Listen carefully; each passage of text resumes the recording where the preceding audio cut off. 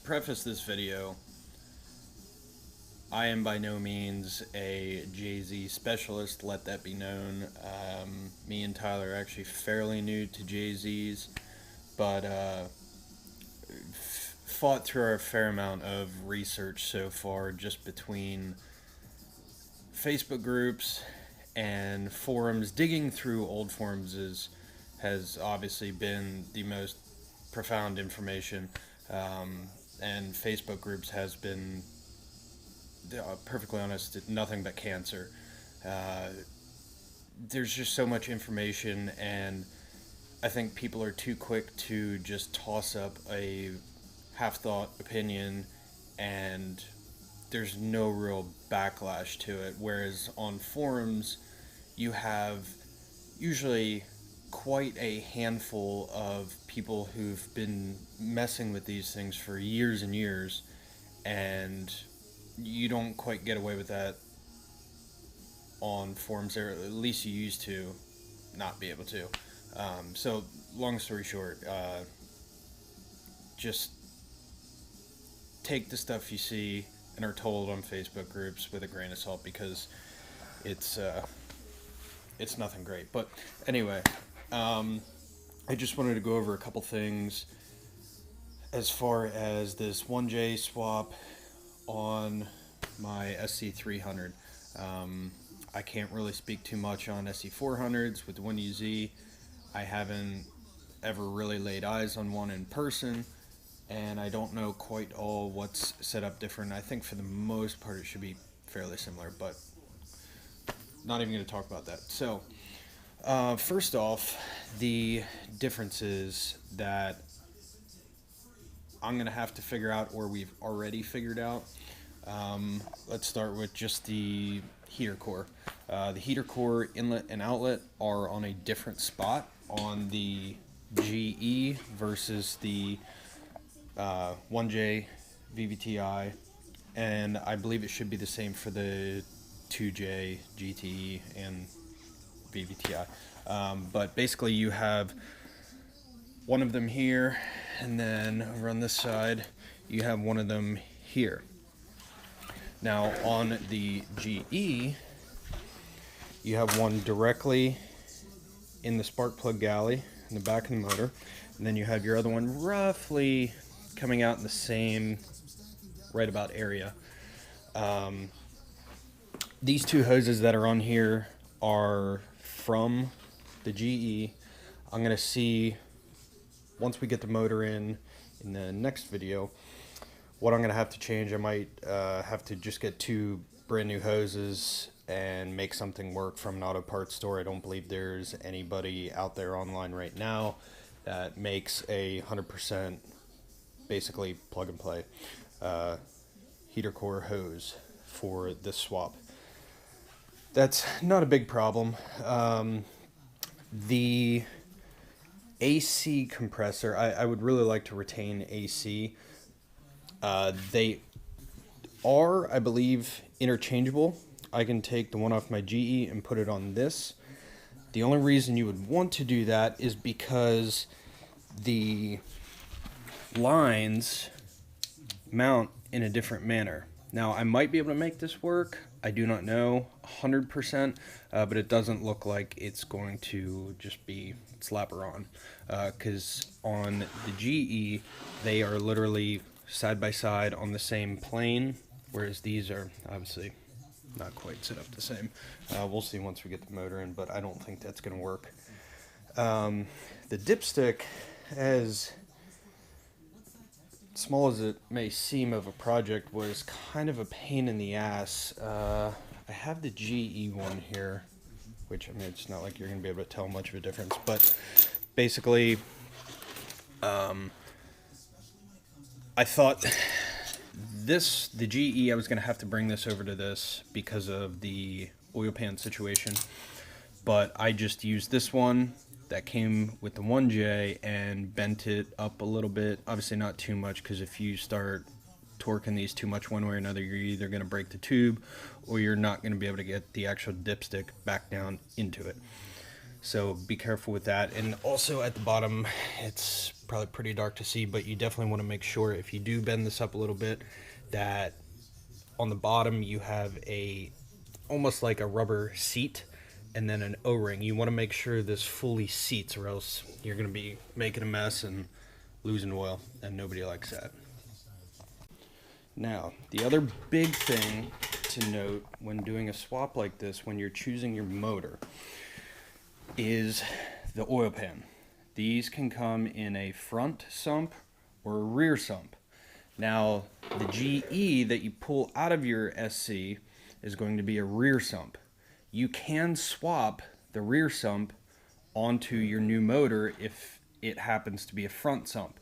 It's a little bit less work if you can find a motor that's a rear sump, but you're going to be paying, I would imagine, hundreds more dollars if somebody knows what they have, because rear sump is what you need to clear the steering rack in our cars. Now, to do the swap, it's extremely straightforward. It's very simple, but you are going to have to do some hokey pokey with the motors. You essentially, I'm going to try and get a little bit of light down here. You're going to have what's called an upper pan. That's going to be aluminum. It's going to run the entire distance of the block.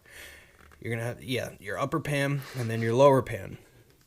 And then inside you're going to have your oil pickup and then I forget what the plate's called that's in there, but that unbolts as well. There's 4 different pieces. All 4 of those need taken off, obviously cleaned, and then sealed and swapped. Now, the other part of that's going to be, you're going to need to get a little crafty, unless you do an AN line with fittings, is your oil drain on your turbo. As a factory turbo motor, the 1J already has it in the block, which is going to be right there. 2 threaded holes and then a large opening. The upper pan that came on the GE has a rough outline on it. It has 2 holes, they aren't threaded, and it also has a slight cutout for the actual drain hole. Now, you need to drill out the 2 bolt holes a little bit larger, tap them for the proper size, and then drill out the already indentation for the drain hole. And you want to make sure that that drain hole is drilled out fully. Hey, check it. How's it going? All right, resume. So anyway, you want to make sure you have the oil drain hole fully drilled out, so you're not having oil back up a little bit in there and hanging on a lip. You want that as smooth as possible, just to have a nice smooth flow. Other than that, that pretty much is self-explanatory for the front rear sump swap, whatever it may be. The harness is a demon in itself. If you have the money, I would suggest going to Wiring Specialties. They're so much help. They have so many different plugs, everything you need on there. I've actually gotten a few things because I got myself in a little bit of a pickle with the ECU I'm using, or the ECU I have, and the harness that I have. But yeah, so far, like I said, these guys have been great, huge help.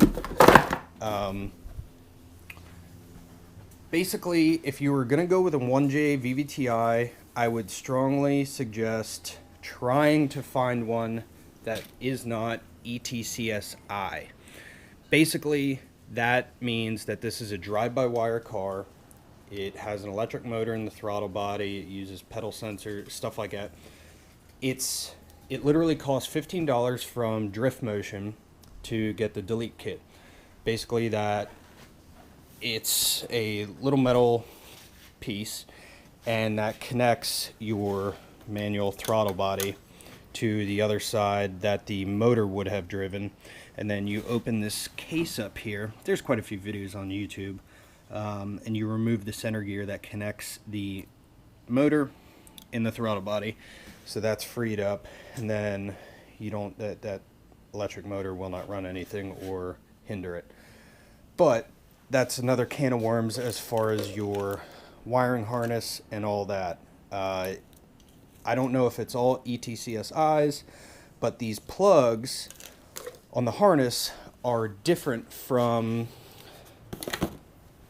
the widely available ECUs for a 1J VVTI. So that created a little bit of a problem, and essentially we're going to have a gates of hell moment tonight when we start working on this harness, because I don't feel like spending that sort of money on it when we could just take some time and figure it out ourselves. But basically we are going to unpin most of these plugs, and I bought new plugs, or basically an ECU pin out for that harness to fit that ECU. So we are going to repin most of the ends of this harness for that ECU.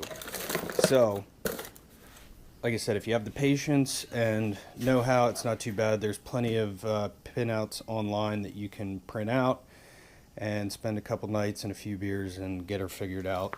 Because this motor also came from an automatic car, so there's a whole separate part of the harness that comes down to the automatic trans, and we're going to basically go through it all and pull what we don't need. Also, plus with the drive-by-wire stuff, I believe there's a handful of wires that we can do away with.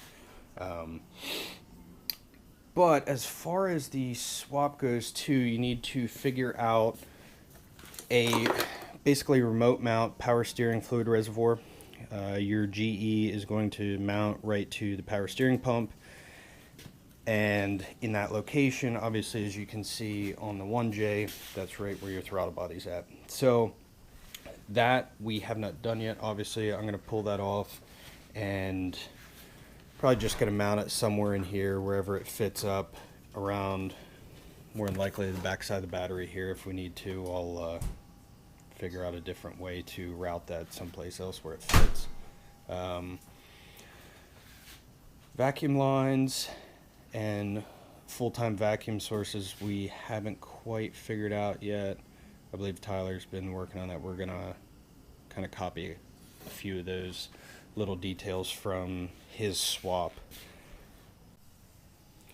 Also, if you happen to be lucky and have a factory 5-speed SC300, you have the W58, which, yes, the W58 will handle the power of the 1J, depending upon how nicely you treat it. Some people have had it go at like 300, 350. Some have also gotten lucky and had 450 pushing 500. It all depends on the history of the motor, how well it's been taken care of, and honestly, probably 50% luck. So some people are just a little ridiculous about it. You know, you can have answers all across the board. But the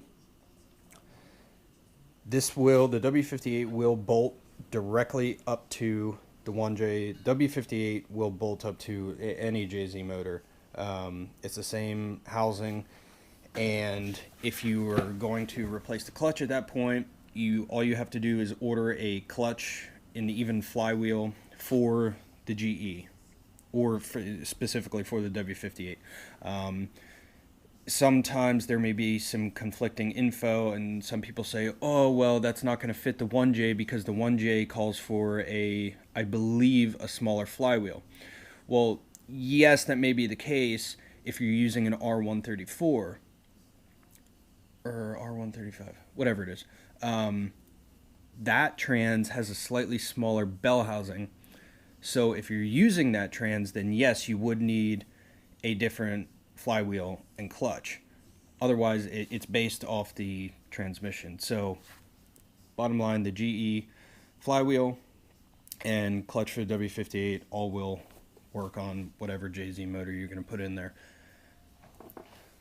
Now, as far as intercooler stuff and tying in the exhaust to the rest of the exhaust in the car, I'm going with a CX Racing intercooler kit for this exact motor and car. They sell it, and it appears to be a great kit because it's not some universal bullshit where you're cutting bends and you got 30 couplers on the damn thing that half don't want to fit right and you got it torqued. They have it a full kit. A lot of the corners are welded. It's all done proper so you can retain the factory battery position so you don't have to put battery in the trunk.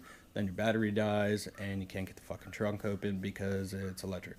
So you don't have to worry about any of that. It does retain, like I said, the factory battery location, and it also comes with the downpipe off of the turbo to tie in with your front pipe or mid pipe, whatever you want to call it, for the car. And also, I believe, an intake to come off of your J pipe. And I think that, yeah, that works with the mass airflow sensor for the 1J as well. Now on mine, my front pipe, mid pipe, whatever you want to call it, was just absolutely trashed. So I picked up I found it on eBay, HKS nice 3-inch. It was, I think it was like 150 or 160 bucks shipped. Came in 2 days. Really happy with that. I do have to go pick up motor mounts, as that's a very good thing to do while you have this motor out, and obviously one thing we neglected to do yet is clean all this up. But yeah, these motor mounts are absolutely torn to shit. So I gotta pull them out before we get started.